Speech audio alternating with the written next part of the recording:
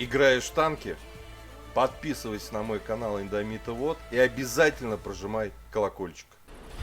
Здорово, танкисты, всем привет, с вами Серега, с вами Индомит. Сегодня у нас очередной обзор танков нашей любимой игры World of Tanks. И сегодня у нас младший собрат ветки танков немецкой ветки, ПЗ-2, танк второго уровня, по сути с которого все и начинается практически, но это уже второй танк в этой ветке. Машина интересная, и поэтому стоит посмотреть по ней обзор. Возможно, даже если вы играете на 8, 9 либо 10 уровне, этот танк заслуживает внимания, чтобы спуститься с царских гор и уже покатать на этой машине. А также, конечно, это обзор для тех в большей степени, да, кто только начинает прокачивать ветки танков игры World of Tanks, и мы с вами разберем, а какое оборудование ставить, какие перки экипажа прокачивать для немецкой ветки в самом начале, начиная с этого танка, грубо говоря, да, потому что первый уровень прям совсем дитё. Я все обзоры снимаю только со второго, да. Предлагаю уже по сложившейся традиции пойти посмотреть бронирование легкого танка второго уровня ПЗ-2. Идем. Итак, вот Collision модель нашего ПЗ-2. И здесь мы все смотрим быстро. НЛД, нижняя часть, она рикошетная, 115 никто не пробьет, а вот основная часть 37. И это говорит о том, что только какие-то пушки, пулеметы там второго и, конечно же, первого уровня вас сюда могут не пробить. А пушки-одиночки 100% даже на обычных снарядах вас будут пробивать. Вот, есть ВЛД. Вот эта часть, казалось бы, 20 мм, но она находится под сумасшедшим рикошетным углом, что в приведенке дает, может быть, конечно, и немного брони, 42, но это будет, скорее всего, рикошет. Шанс, хотя не рикошет пишет, шанс пробить 13%. Но это вот на этой же пушке, что у меня выбрано. Если мы выбираем голду, пробитие, там голда, пробитие, по-моему, больше 50 уже пробивает. Вот. А на основных снарядах подбашенная рубка 30, здесь 36, маска 20. Ну, кто вам верхнюю крышку будет стрелять, там рикошетный. Вот здесь как раз рикошетный угол, да, потому что, ну, и башня находится высоко. Поэтому в целом в танчике даже против обычных снарядов брони-то и нет на самом деле. Разве что только ВЛД 43 и пулеметные какие-то, да, снаряды будут отскакивать. И верхняя крышка башни. 15 мм, ну, под хорошим углом. Соответственно, угол входа снаряда не самый для вас комфортный, поэтому будет рикошетить. В целом брони нет. Это обычный легкий танк второго уровня. Давайте поглядим его основные модули. Стартуете вы вот на стойке вот на такой сумасшедшей пушке, да, 23 пробития основного, 46 голдой, 10 снарядов в магазине, 11 урон. Соответственно, эту ветку дальше продолжать выкачивать не нужно, она нам не интересна. Мы проходим через вот эту пушку, выходим на топовую, на барабанную тоже, где 10 снарядов у нас в магазине, 39 пробития на основном снаряде, 51 голда, тот же самый 11 урон, время полной перезарядки 4 секунды, и это на стоке, да. Ну, у нас там оборудование не позволит особо сильно что-то разогнать, все-таки это второй уровень, разброс сумасшедший 0,45. Вот. Дальность стрельбы, внимательно, здесь 400 метров, это пушка-пулемет. Вот. Время сведения, кстати, комфортное, 1,6. Обязательно качайте топовую башню, которая вам брони прибавит, да, и вас какие-то даже пулеметики не будут пробивать, уже может быть там рикошетить сбоку. То есть, по сути, нам броня добавляет это бронирование по бокам. И, по-моему, обзор она чуть увеличивает. Да, и обзор плюс 30 метров. А вот, ну, самое важное в этой башне, по сути, все равно это обзор, даже не бронирование.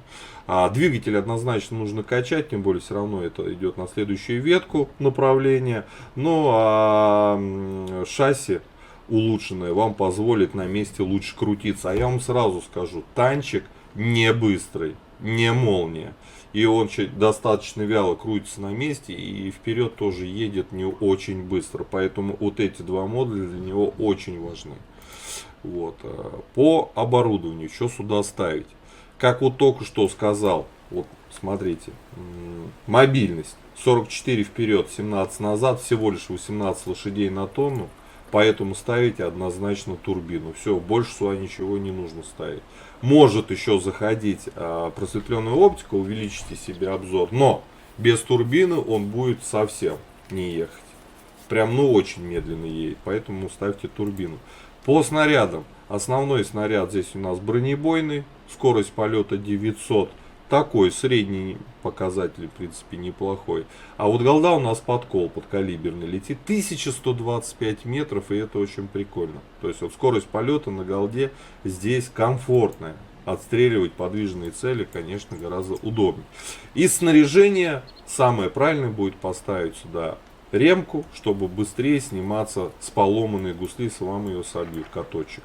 Поэтому однозначно ремка. Экипаж здесь у нас 3 члена экипажа. Первым перком командиру лампу. Вторым перком ставите ремонт.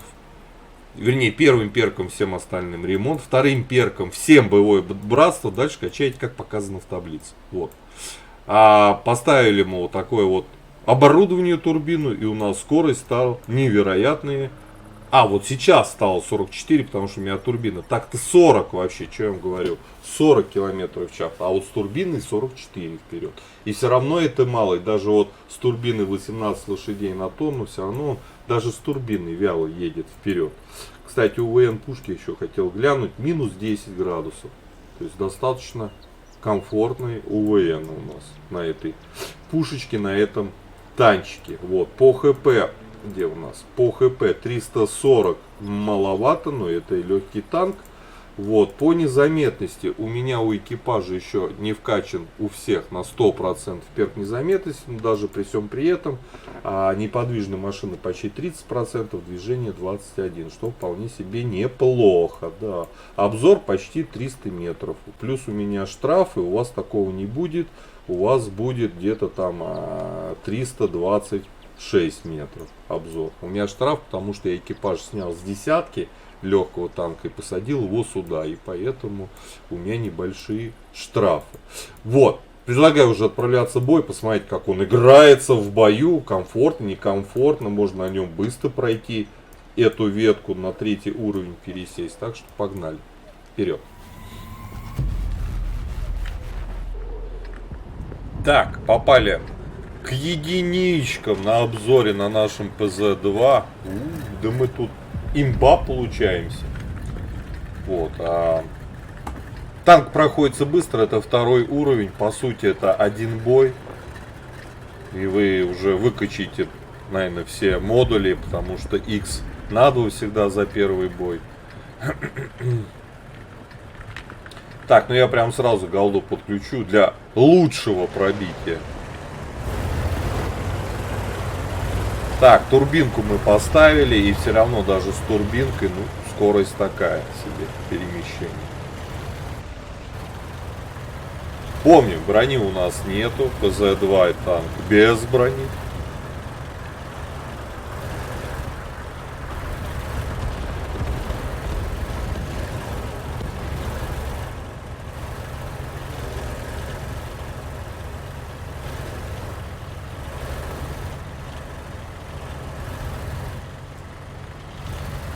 Первыми левелами, господи. Обзора у нас тоже как такового нету. А тут и никого и не видно. Нет, вот они. Тихо, тихо. Тихо, тихо.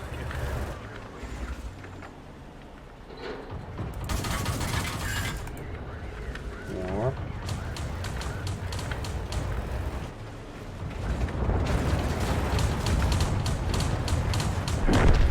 Вот. Аккуратненько.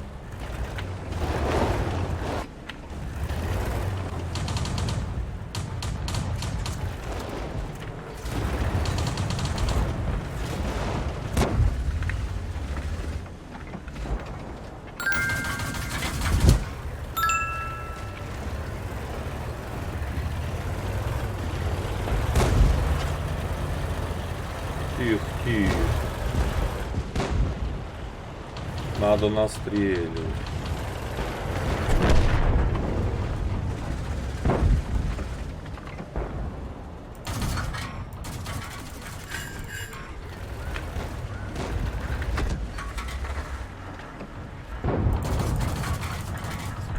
О, убили.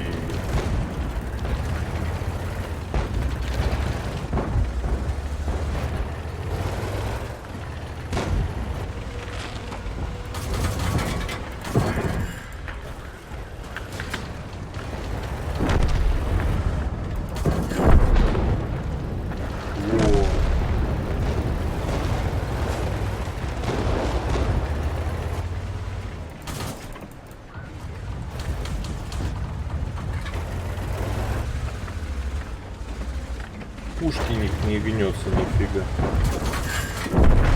Взорвали еще одного товарища. Оп. Мы в домике.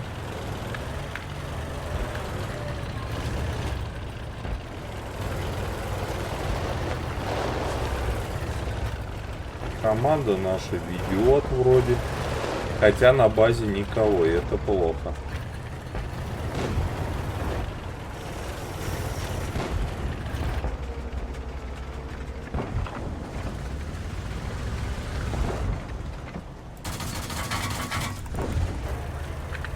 Вот, 400 настреляли. О.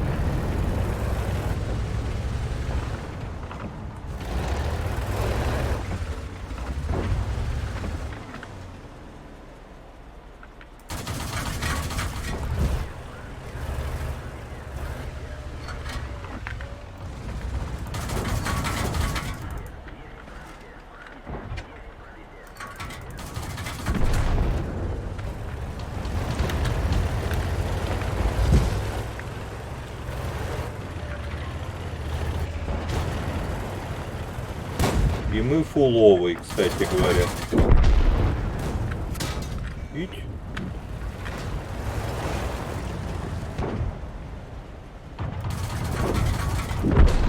Господа, мне уже нравится этот танчик. На самом деле, как для второго левела, танчик неплохой. 5 фрагов мы уже сделали. Вот, они, скорее всего, у нас уже на базе. Поеду искать. Стоять здесь я не буду. О, на захват не хочу, хочу еще пострелять. Может, кого найду, поедем. Вот такой аппарат. 5 фрагов. Пол команды почти убили. В одно лицо.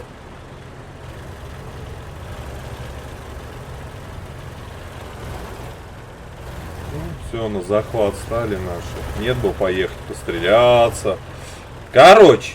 Не жалейте на голду, она у вас 1-2 боя, вы уже 3-й левел выкачали.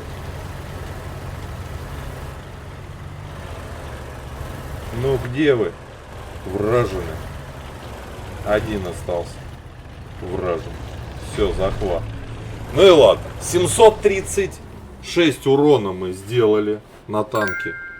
Второго левела, да, пулемет комфортный, быстро заряжается, да, есть разброс, но на голде так вообще хорошее пробитие. И, кстати, на танчике можно даже гонять, выходить, можно сказать, такой полуфановый, на самом деле, интересная машина. Понятно, что мы попали там ко вторым, к первым левелам, а с третьими левелами, если попадете, будет сложнее играть, но все равно достаточно комфортный барабан с быстрой зарядкой. И пробитие 3-й левелы можно будет ковырять на самом-то деле. Сейчас посмотрим, вот сколько начислили, сколько мы потратили. Я думаю, в ноль вышли. Поэтому, если на этом танке нормально отыгрывать, в минус вы не уйдете. А вот пройти ветку, конкретно этот танк, вы сможете. Получена особая награда. Да, спасибо, 100 бондов ждали. Знаете, сколько медалей собрали? Костолома взяли. Дуэлянта взяли, бронебойщик взяли, стрелок взяли медаль, боец взяли, ну и, конечно, огонь на поражение. Ну, до мастера не дотянули. А мы заняли первое место по урону, у нас там еще, получается, блайнд был, несколько пулек, да, 805 урона мы настреляли, 5 фрагов мы сделали, видите, сколько остальные сделали, да. И подробный отчет. Итого за бой начислено 78 тысяч серебра, да, потратили на боекомплект 55 200, чистыми вывезли 22, то есть мы еще играя на голде, вышли в плюс. Вот, танчик мне на самом деле понравился, я на нем сыграл всего лишь 3 боя, катал, да, вот у меня на нем, то есть А сейчас у меня перегайд для вас, обзор, да, и, соответственно, ранее, когда я проходил ветку, я на этом же танчике сыграл всего лишь 2 боя и прошел ветку. Чего и вам желаю. Танчик интересный, на нем можно реально настрелить. То есть заслуживает особого внимания, конечно, его вот эта пушка-пулемет. Вот, пишите свои комментарии, как вам этот аппарат, на каком вы оборудовании на нем поехали. Но он даже на турбине достаточно медленный. Вот, и поэтому, ну, я считаю, что кроме как турбину сюда ничего не надо ставить. Вот, пишите комментарии, ставьте лайкосы, подписывайтесь на канал. А я говорю, до скорых встреч, пока. Играешь в танки? Подписывайся на мой канал Индомита Вот и обязательно прожимай колокольчик.